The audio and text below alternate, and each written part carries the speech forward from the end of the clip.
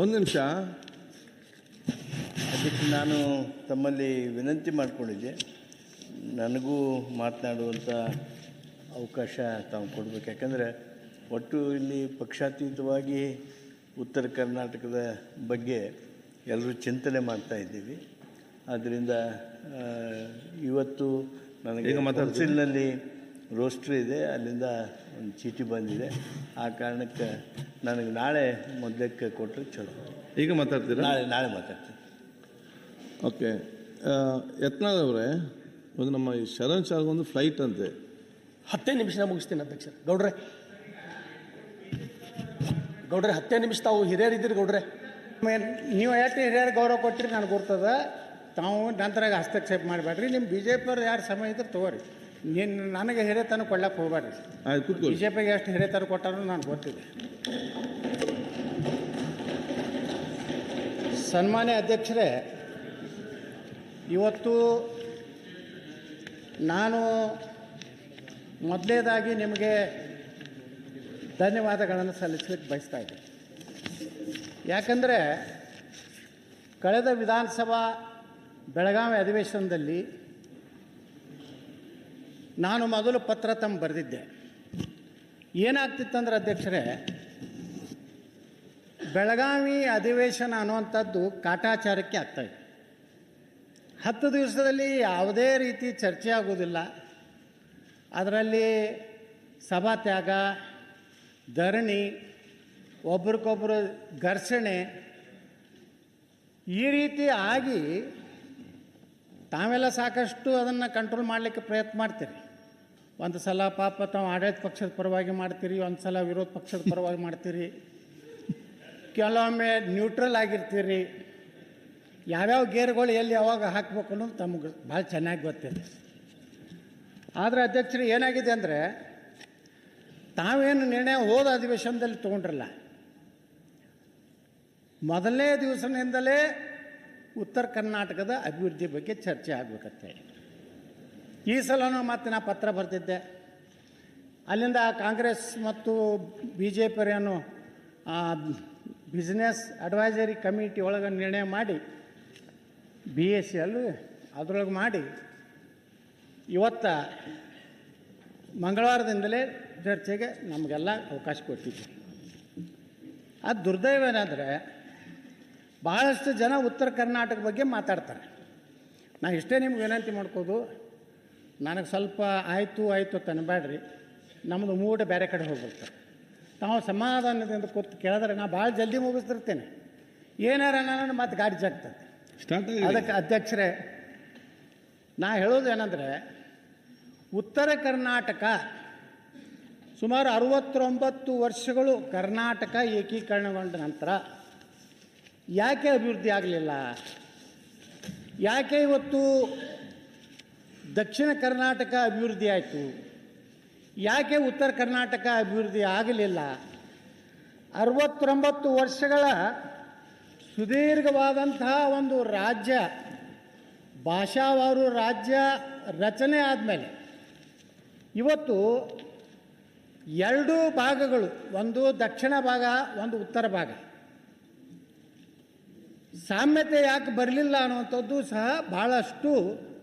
ಕೇವಲ ನಾವು ದಕ್ಷಿಣ ಕರ್ನಾಟಕದವರು ಅವರು ಭಾಳ ಪ್ರಭಾವಿಗಳು, ಅವರು ಬೆಂಗಳೂರಿಗೆ ಭಾಳ ಸಮೀಪಿದ್ದವರು, ಅವರು ತಮ್ಮ ಭಾಗದ ಅಭಿವೃದ್ಧಿಗಾಗಿ ಗಟ್ಟಿಯಾಗಿ ಮಾತಾಡೋಂಥವ್ರು. ಆದರೆ ಉತ್ತರ ಕರ್ನಾಟಕದಲ್ಲಿ ಹೇಳಿದ್ರಲ್ಲ ನಮ್ಮ ರಾಜು ಕಾಗೆ ಅವರು, ಆತ್ಮವಂಚನೆ ಮಾಡಿಕೊಂಡು ಎಲ್ಲೋ ನನ್ನ ಮುಂದಿನ ಸಲ ಟಿಕೆಟ್ ಕೊಡ್ತಾರೋ ಇಲ್ಲೋ, ಭಾಳ ದೊಡ್ಡ ಸಮಸ್ಯೆ ಇರೋದು ಪ್ರಾಬ್ಲಮ್ ಇದು. ಪಕ್ಷದ ವಿರುದ್ಧ ಮಾತಾಡಿಬಿಟ್ರೆ ನನ್ನ ಮಂತ್ರಿ ಮಾಡ್ತಾರೋ ಇಲ್ಲೋ, ಏನಾರು ಮಾಡಿ ನಾನು ಕೈಕಾಲು ಹಿಡಿದು ಮಂತ್ರಿಯರೇ ಆಗಬೇಕು, ನಿಗಮ ಮಂಡಳಿ ಅಧ್ಯಕ್ಷ ಆಗಬೇಕು. ಅದಕ್ಕೆ ಏನೂ ಕೆಲಸ ಮಾಡದೇ ಇದ್ದರೂ ಹೊಗಳೋದು, ಆಡಳಿತದಾಗಿದ್ದಾಗ ಹೊಗಳೋದು, ವಿರೋಧ ಪಕ್ಷದಾಗ ಟೀಕೆ ಮಾಡೋದು. ಆಡಳಿತ ಪಕ್ಷಕ್ಕೆ ಬಂದ ಮ್ಯಾಗ ವಿರೋಧ ಪಕ್ಷದಾಗ ಏನೇನು ಹೋರಾಟ ಮಾಡಿರ್ತಾರಲ್ಲ ಅದನ್ನೆಲ್ಲ ನೆನಪು ಹಾರಿ ಮತ್ತು ಅದೇ ಯಥಾಸ್ಥಿತಿ. ಹಿಂದಿನ ಸರ್ಕಾರಕ್ಕೆ ಇವ್ರಿಗೇನು ವ್ಯತ್ಯಾಸ ಇಲ್ಲ. ತಪ್ಪು ಕೇಂದ್ರ ಸರ್ಕಾರದವರೇ ಇರಲಿ, ರಾಜ್ಯ ಸರ್ಕಾರದವರೇ ಇರಲಿ, ತಪ್ಪು ತಪ್ಪು ತಪ್ಪೇ. ನೀವು ಹೋರಾಟ ಮಾಡ್ತೀರಿ, ನೀನು ವಿರೋಧ ಪಕ್ಷದಾಗ, ನೀವೇ ಮುಖ್ಯಮಂತ್ರಿ ಆದಾಗ ನಿಮ್ಮ ಮಾತಿನ ನಾಲಿಗೆ ಬೇರೆ ಆಗ್ತದೆ. ಗಟ್ಟಿಯಾಗಿ ನಾವು ಜನಪ್ರತಿನಿಧಿಗಳು, ನಾವೆಲ್ಲ ಆ ಕಡೆ ದಕ್ಷಿಣ ಕರ್ನಾಟಕದವ್ರ ಮೇಲೆ ಹಾಕಲಿಕ್ಕೆ ನಾವು ತಯಾರಿಲ್ಲ. 69 ವರ್ಷಗಳಿಂದ ಈ ಭಾಗದಿಂದ ವಿಧಾನಸಭೆಗೆ ಆರಿಸಿ ಬಂದಿದ್ದಲ್ಲೋ, ವಿಧಾನ ಪರಿಷತ್ ಸದಸ್ಯರಿರಲಿಲ್ಲೋ, ಲೋಕಸಭಾ ಸದಸ್ಯರಿರಲಿಲ್ಲೋ, ಯಾಕೆ ಹಿಂದುಳಿತು? ಯಾಕೆ ಸಾಮ್ಯತೆಯನ್ನು ಇವತ್ತು ಆಗಲಿಲ್ಲ?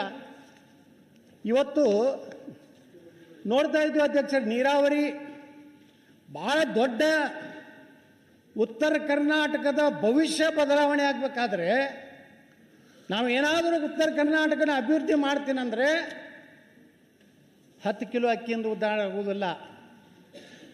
ನೀರಾವರಿ ಯೋಜನೆಗಳು ಇಡೀ ಕರ್ನಾಟಕದ 72 ಭಾಗದಷ್ಟು ಕೃಷ್ಣಾ ಕಣಿವೆ ದೊಡ್ಡ ಭಾಗ ಕೃಷ್ಣೇದಾಳ.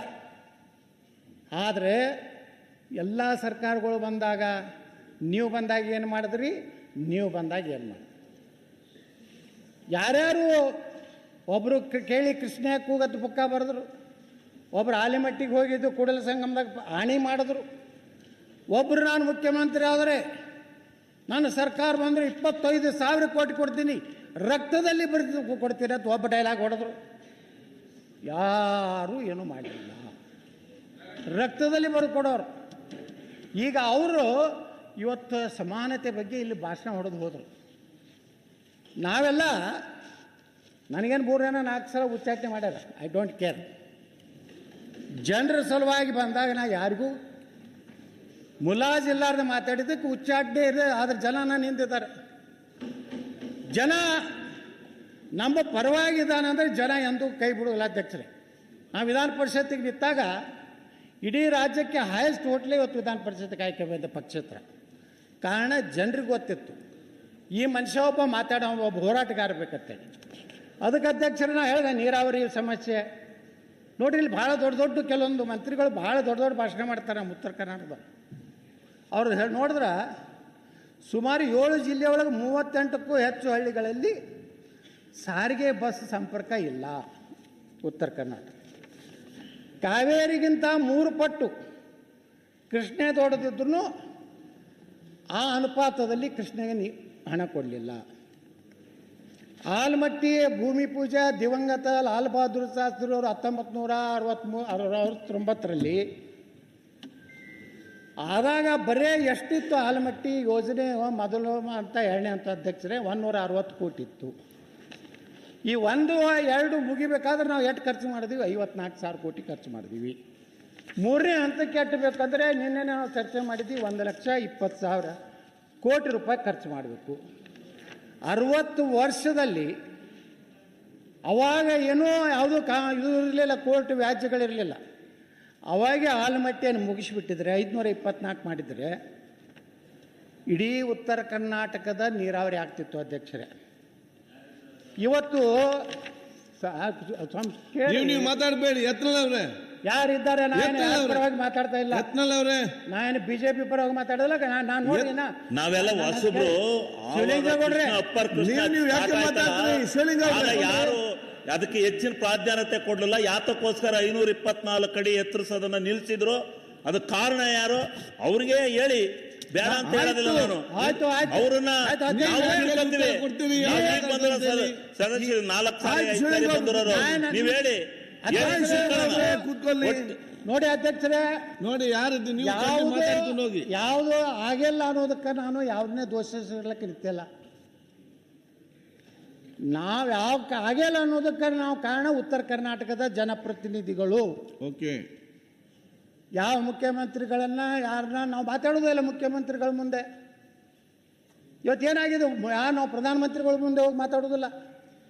ನಾವು ಕಷ್ಟ ಹೇಳ್ಕೋದಿದ್ರೆ ಪ್ರಧಾನಮಂತ್ರಿಗಳು ಅಟಲ್ ಬಿಹಾರಿ ವಾಜಪೇಯಿ ಇದ್ದಾಗ 519.6,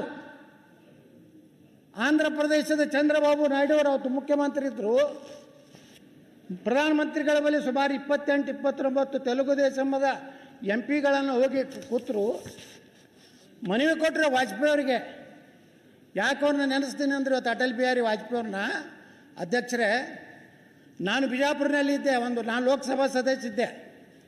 ಪತ್ರಕರ್ತರು ಬಂದು ಕೇಳಿದ್ರು, ಇವತ್ತು ಚಂದ್ರಬಾಬು ನಾಯ್ಡು ಅವರು ಭಾರತದ ಪ್ರಧಾನಮಂತ್ರಿ ಅಟಲ್ ಬಿಹಾರಿ ವಾಜಪೇಯಿ ಭೇಟಿಯಾಗಿದ್ದಾರೆ, 515ಕ್ಕಿಂತ ಹೆಚ್ಚಿಗೆ ಎತ್ತರಕ್ಕೆ ಅವಕಾಶ ಕೊಡಬಾರ್ದು, ಒಂದು ವೇಳೆ ಕೊಟ್ಟರೆ ತೆಲುಗು ದೇಶಂ ತನ್ನ ಪಾರ್ಟಿ ಬೆಂಬಲವನ್ನು ವಾಪಸ್ ತಗೋತೈತನೋ ಅಂತ